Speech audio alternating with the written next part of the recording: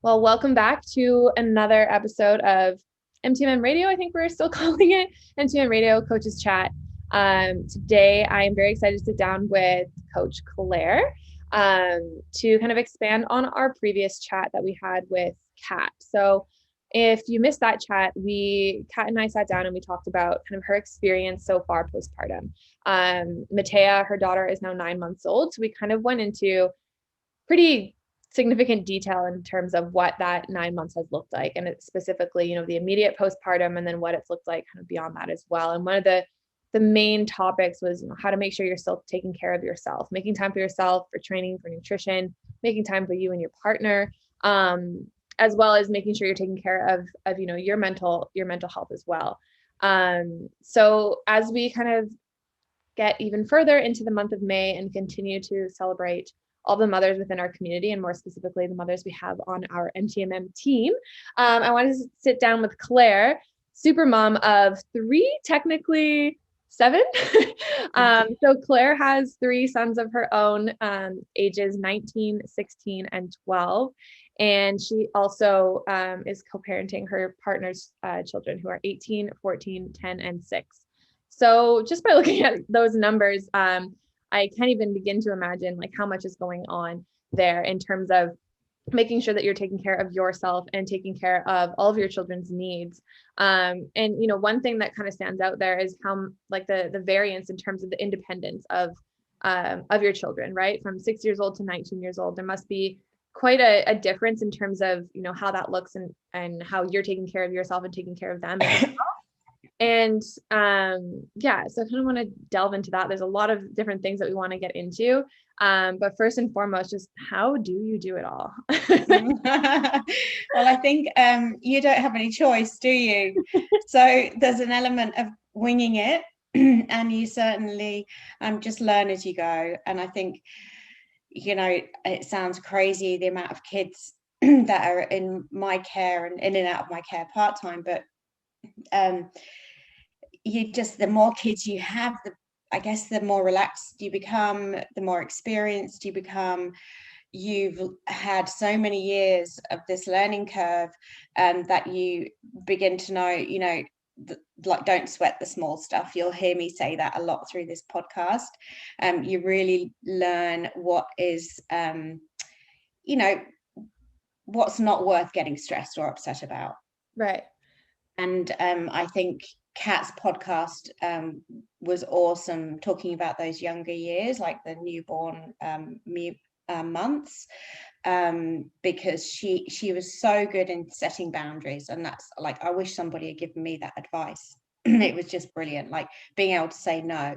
That's something I've learned as well. Mm-hmm. Don't sweat small stuff. Yeah, setting boundaries as well. And I'm not talking about the kids, disciplining the kids' boundaries. I'm talking about boundaries of what you as a mum, or guardian or caregiver, what you can take on without putting yourself at risk of burning out or just not being able to cope. Mm-hmm. Yeah, so and that's how I do it. Yeah, I'm sure there's a lot, there probably has been throughout the past 20 years, a lot of changes within what you feel you are capable of doing in terms of, specifically training and nutrition, as that's kind of our main focus as well, right? Before you had children, I'm sure there was one level of activity that you were maintaining. And then, between pregnancies and postpartum, that's a whole nother story. But then just in terms of time and attention and priorities in your life as the children age as well, I'm sure that kind of gets shifted. So how do you manage that? I guess more presently, how do you manage taking care of yourself, setting, your priorities straight and making sure that you are meeting those priorities for yourself, but also setting those boundaries. And one thing probably to touch on here would be the influence of social media, because even just myself, I don't have children, but I look on social media and I'm like, I don't know how mothers do this, or at least make it look like they are literally doing it all. So how do you kind of distance yourself from that and set those boundaries? Yeah, well, social media, when I had my first child, it was only just sort of coming at, Facebook was only just starting. So that's how old I am. So it didn't have much of an impact until my later years in parenting. But I think if we are susceptible to comparing ourselves, which so many of us are, and that's a bit of a journey you have to take yourself, and learning not to compare yourself, but it happens. And if we're feeling anxious or low for any reason during parenting, it's even harder not to compare yourself. And with social media, we're comparing ourselves to somebody's best day, right? Most of the time we're only posting, or those influencers certainly are only posting their best days. So you're sitting there feeling maybe anxious or low, having your worst day, comparing it to somebody's best day. And that's just a really unhealthy comparison. Mm-hmm. So I would just always, and this is what I suggest to my clients as well when it comes to weight loss journeys or fitness journeys, if you're looking at people, following people on social media, and that is creating any kind of negative emotion for you, then just unfollow that person. Even if it's a friend, they don't have to know that you're not looking at their content. But if that's not making you feel good about yourself, then just unfollow it and seek out real groups. I mean, I'm a member of some fantastic groups on Facebook, kind of co-parenting, and it's very real. The advice there is very real.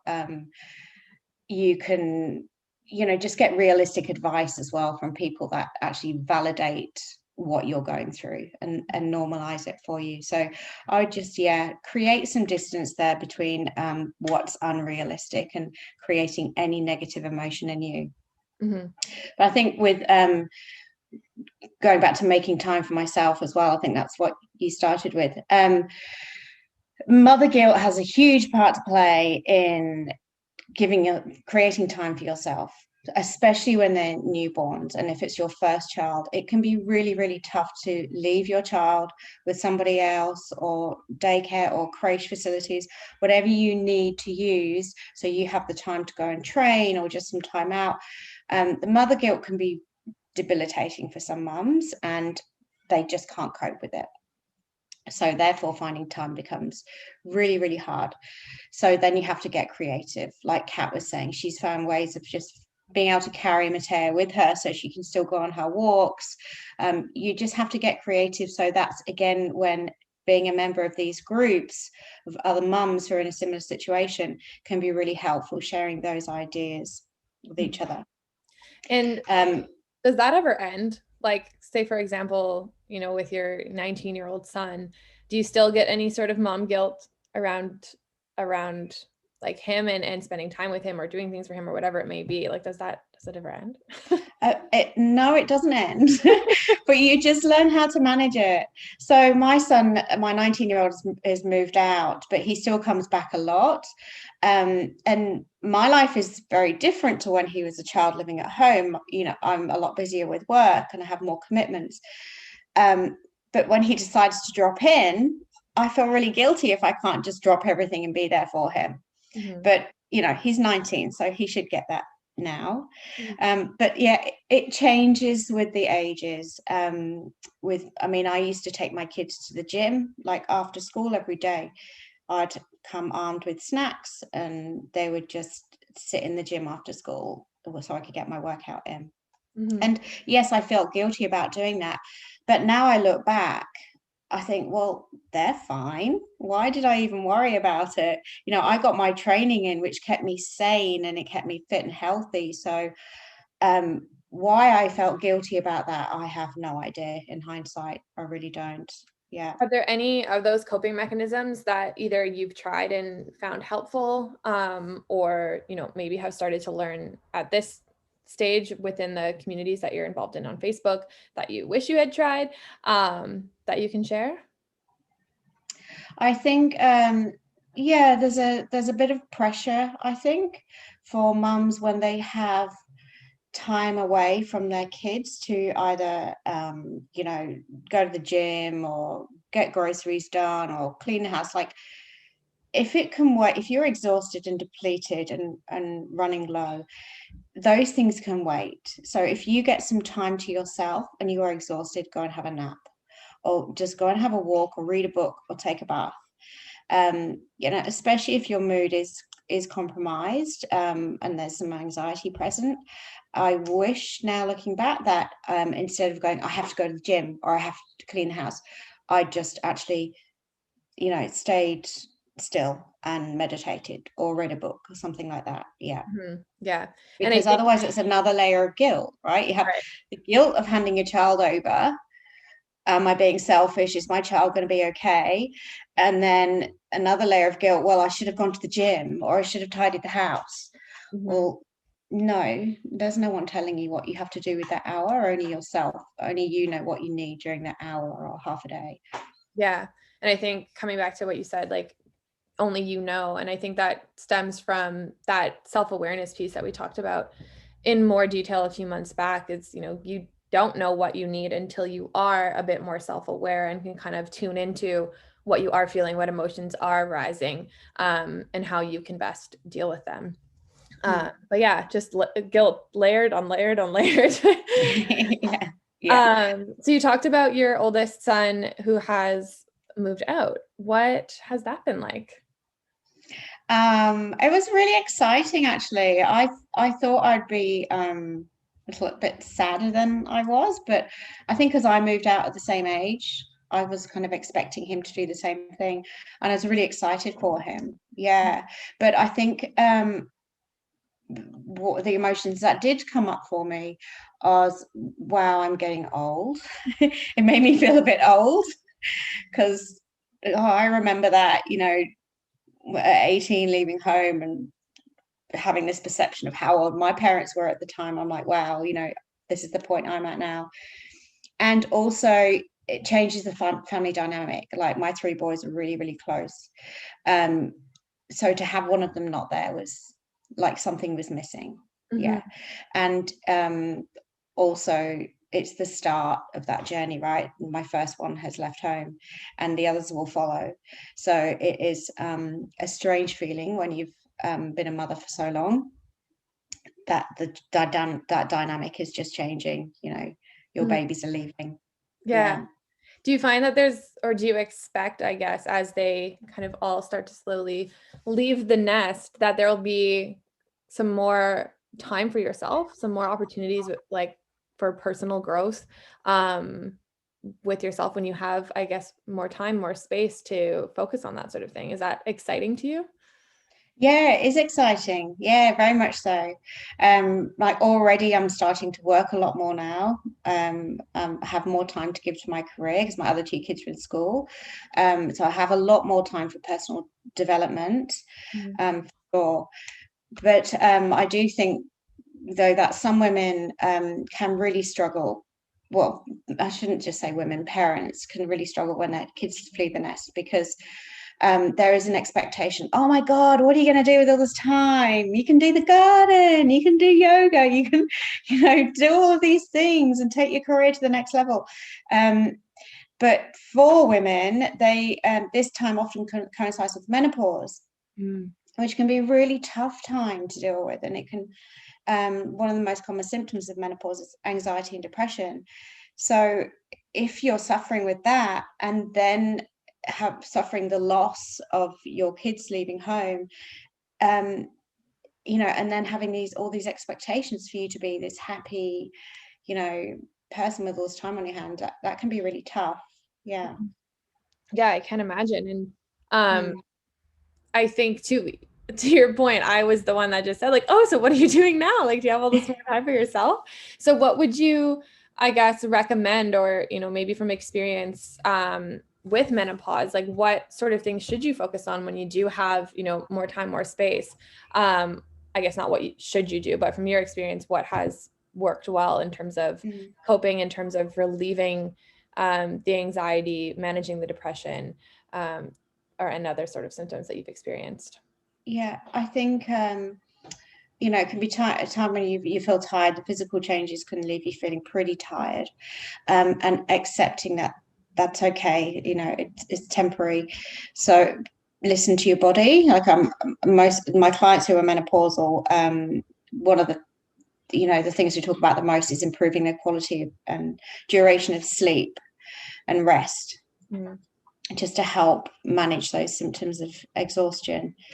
And also the thing I've enjoyed the most is trying new things, exploring new things. Lockdown was helpful for that, believe it or not. I had to kind of get creative, and I started planting a veggie patch and getting into my gardening. So I really am turning into my mother. But exploring new things, because I've had a real kind of a steep learning curve over the past few years as well. And I was really desperate to get back to the way I was training and the way I was performing, but I was battling this fatigue and changes in my body and the amount of time I had available. And it was a real battle, like desperately wanting to be what I was, and then coming through to accepting who I am and what I have now. So I just thought, well, I'm going to stop beating myself up trying to be who I was and explore new things. And try and find something now that suits who I am now, suits my energy levels now, suits the time I have now. So I would encourage anyone to explore those things and think about your needs. Like, are you suffering from fatigue?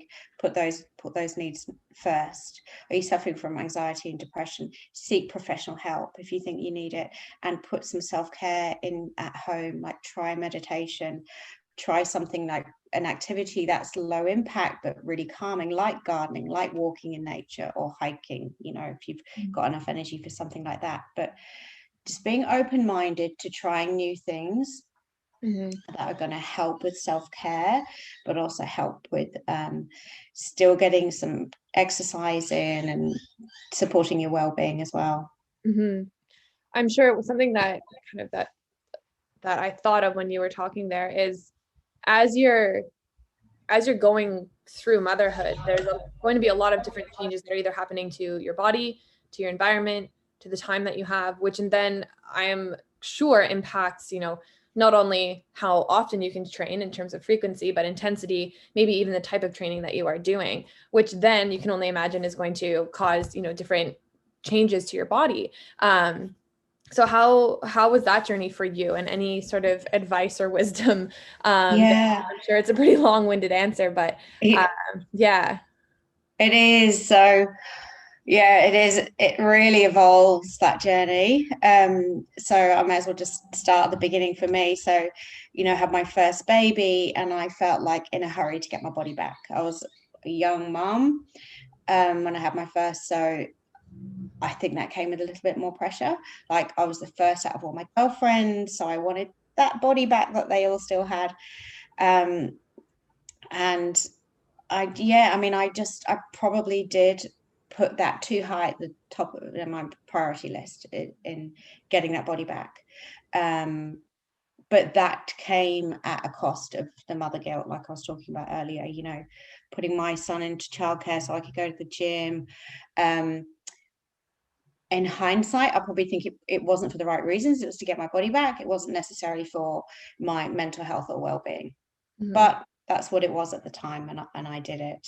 And I certainly learned through having subsequent children that getting your body back wasn't the right reasons to get back into training. And then also that going back to the social media as well, like, stop comparing yourself to all these other mums and where they are physically in their journey postpartum. We all go into having babies and pregnancy with a different physique. We're all going to come out of it with a different physique. It's only your journey, only your body. Just comparing yourself to anybody else's progress is crazy. I wish I hadn't done it. I really do. And then I think in your later years as well, we kind of go through this process again, because we enter menopause, where there are physiological changes that happen. It can make losing weight harder. Where we distribute our weight changes. I speak to a lot of women who are struggling to lose weight around their midsection, and we're dealing with gravity as well. Your body shape changes as well when you have a baby. Again, stop comparing yourself to other people. But in the menopause, when your body shape changes and your energy levels change, the most empowering thing I've done is accept that, and be really, really grateful that my body has been able to give birth to and raise 3 children. Like, it's amazing. If you focus on that, you're going to be so much happier. Mm-hmm. And also find a method of training that surrounds you with people who are the same. Right. Okay. So in those earlier years, I was going to gyms perhaps and running groups and things. I was surrounded by women in amazing shape, and it just put another layer of competition on me. Whereas now I've been training with groups of women who are all ages, all shapes, all sizes, and it is the best thing ever. Mm-hmm. So I cannot recommend that highly enough, to start accepting and thanking your body for what it's done and where it is now, to wishing it was what it was 10 years ago, 5 years ago. Yeah. And I think even without, pregnancy and parenting in the mix, that's a really important takeaway as well, right? Is obviously the comparison factor. We should never be comparing ourselves to other people, but also to ourselves, to our past selves, or wherever we may have been. I think it's probably worth the entire podcast for itself. But it's a really dangerous kind of hole to get yourself stuck in. But I think focusing, like you said, on what your body can do is really important, but also kind of switching the focus as to why you're training, again, like to not change your body, but more so to support your mental health, to support your well-being, to support your happiness. Because then in turn, those body composition changes typically come along when we're not trying for them. So yeah, I think that's a great takeaway. I think for new moms, for experienced moms, for moms to be, and also, just the general public, anybody who is looking to, get into fitness, get into, nutrition and that sort of thing, is let's take the focus away from trying to change what our body looks like, and more so focus on appreciating what it can do, seeing what more it's capable of doing, and how that all makes us feel in the long run, I think. Yeah, absolutely. I mean, I was doing CrossFit like at a competitive level for about 7 or 8 years. And I was trying so hard to get back to that recently. And I just had to have a good long sort of talk to myself and go, well, are you enjoying it? Or are you just trying to get back to where you were? And how do you feel afterwards? And how do you feel during it? And actually, it was depleting my energy. It wasn't making me feel good mentally. Because I was just comparing myself to the old me. So exploring new things and accepting that's okay if I can't do that anymore. And opening my mind, I'm now doing other stuff, which is given me what CrossFit gave me initially, but it's something that suits me right now, given the changes my body and my mind are going through. I think that's so powerful, that what CrossFit used to give you, okay, what is that, right? And what are you continuing to look for and not maybe getting from CrossFit anymore, and where might you find it? But yeah, I think it'd be interesting to sit down for a chat with you, me, and Kat, potentially Ben as well, to chat about, going from a competitive level in one sport to a completely different sport where you're not competitive at all, or, a different kind of time of your life. I think that would be a really interesting conversation for us 3 ladies to have. But yeah, I think I'd like to just touch on the nutrition side of things, because Kat did in her podcast, like, how do you feed yourself during those early days?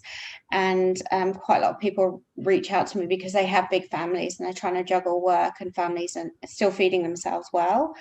And certainly when we have all of our kids around the table, that's 8, 9 of us and 3 dogs, just thrown in for fun. And you've just really got to let go of, I'm going to feed everyone 3 vegetables and there's only going to be fruit for dessert, and like, you've just got to not sweat the small stuff. I'll say that again, like, everyone just needs to be fed. So the best advice I can give you to like family feeds is just doing buffet style. So think veggies, it's carbohydrates and protein, and just sure everyone's tastes are ticked off, cook in bulk. That's going to make your life a lot easier. Like, I used to spend so many years stressing about what my kids were eating. Like, I had some kids that would only eat one vegetable and pasta. That was it for years. And it was stressing me out so much. Yeah. And it was completely pointless because, that boy now is 19 and playing semi-professional soccer. No harm came from him from eating one vegetable and pasta for years and years. So now I look back, I wish I hadn't stressed out about it. Mm-hmm. And now, because I've learned from that, I don't stress out about it. If a few of the kids around the table don't have some veggies one night, no harm will come. It's okay. Yeah. And what about keeping your nutrition goals, focuses top of mind as well, while also trying to cook for 8 other people? Yeah, I have to kind of go along with that, but I just always make sure in that buffet that my needs are met. So there's heaps of veggies. I mean, if you're trying to get veggies in kids anyway, so there's always veggies on the table. And when times do get really stressful, don't feel guilty. You have to use a meal prep company. There are amazing meal prep companies out there now that offer very nutritious meals. So don't feel guilty if you have to rely on that for a while when the going gets tough. Right. Yeah. Yeah. And I think, just thinking about that buffet style for, a large family, and then also feeding yourself, the like visual templates kind of come to mind that we work with some clients with. I think that would be a really good, I guess, opportunity for those to be put to use too, right? Because if you're going to be tracking every single macro and every calorie that you're consuming, that must become a little bit difficult when you are also feeding 8 others, right? But being able to take a little bit more of a flexible approach, I'm sure has been helpful. Yeah, yeah, and lots of my mums of big families use that visual approach. So when they kind of throw that buffet on the table, they can pick their handful of protein and their 2 fistful of veggies. It makes it really, really easy for them and everyone else around the table. Yeah, stress-free as well. Yeah. Also, another question that I have is, how have you, I guess, throughout the years, explained to your children like what it is you're doing? Like, if you ever did have the scale out and we're measuring your food, or said no to carbohydrates or whatever it may be, how do you kind of explain that to your children without, I guess, is there another layer of guilt there that you might be like, teaching them restrictive tendencies or something, like anything along those lines? I've heard that from some moms that I do coach as well, as they don't, for themselves, yes, they would like to be as precise and accurate as possible, and they would like to measure things out at the dinner table, but they're not going to do that because they don't want their son or daughter to see them doing that and feel that they need to, or start questioning themselves. So any pieces of wisdom there? Yeah, how I explain it to my kids if they see me doing that is I just say I've just developed some bad habits where I'm like, I eat too much and I don't feel great after it. They can relate to that because they're kids, they've all gorged on stuff. And I say, so I just need to remind myself, I know that 100 grams is just right for me, and I won't make myself feel sick. So I'm just checking in to remind myself what that looks like. Right. That is it, as simple as that. I think more importantly is body weight, scale weight. I have this conversation a lot with clients. For some people, it's a really important measure of success, what they weigh on the scale. But it can creep into becoming, a little bit obsessive. And they can lose track of all the other good stuff that's going on for them when they're following a good nutrition plan. They can be focused a little bit too much on their weight. And I always say to them, if they have kids, what would you tell your kids if they were coming to you going, oh, Mom, I'm still 65 kilos. I can't get to 63. When am I going to 63? What would you say to your kid? Like, well, how do you feel? How's sport going for you? How are you feeling in your clothes? How's your confidence? You wouldn't be saying to your kid, yeah, you really do need to get down to 63 kilos, So that's way more important for me, the numbers on the scales conversation, than weighing food out, because I think weighing food out is just about healthy habits. Yeah, that must be a very powerful conversation when you have that. A few light bulbs going off. Yeah, there is. Yeah. We always, when we talk about, self-talk, we say, okay, well, would you talk to a friend like that? Right. Or would you talk to a loved one like that? But I think I can only assume that when it becomes a child of your own that you're referring to, that must just hit a lot harder and very different as well. Yeah, it does. I mean, I've 3 sons, and I've had one of my sons even say to me, Mum, I'm getting a bit fat, I want to not eat breakfast, and I'm like, wow, that's my boy. You don't necessarily expect boys to come out with that stuff, but they do. I mean, it's everywhere. He goes to mixed schools, so he's obviously hearing that from other students, and it does concern me. I think, God, well, where are they getting it from? Where are these kids getting it from? Kids shouldn't be skipping meals and worrying about being fat. Right. It's a concern for me.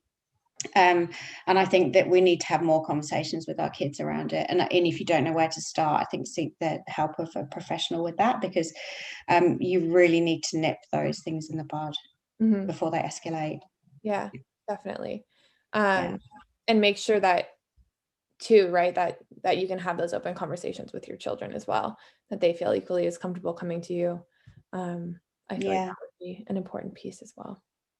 Yeah, absolutely. I mean, just an example, I was overhearing a conversation at my exercise class, a young girl who had passed out earlier in the day because she's doing a cleanse. And she said, it's not surprising really, because I have low blood pressure and low iron. So I was like, oh, just thinking, what are you doing? This poor girl is just trying everything, clutching at straws to try and lose some weight. And I just feel like saying, we need to have more conversations. We need to seek the help of professionals. Stop just grabbing stuff from social media or your mates. Yeah. And, we always talk about this too. If you're passing out in the middle of an exercise class, even if you didn't pass out, how are you expected to expend any real energy during that class, right? If you're running on empty. So yeah, definitely need to have more conversations about that. Hopefully this MTMM podcast is the first step. Yeah. I hope so. Yeah. Well, thank you so much, Claire, for everything that you've shared with us today. I feel like when I'm ready to have children, I'm going to be so well equipped having you and Kat on my side. I hope so. Thanks so much, Mags. You're so welcome. And I'll look forward to chatting to you again soon. I think there's lots of conversations that kind of come out of these smaller ones as well that we can expand on. So if anybody has any questions or any particular topics that they'd like us to expand on, please don't hesitate to comment below or reach out to one of the coaches. But I'll look forward to the next one. See you, Max. Bye.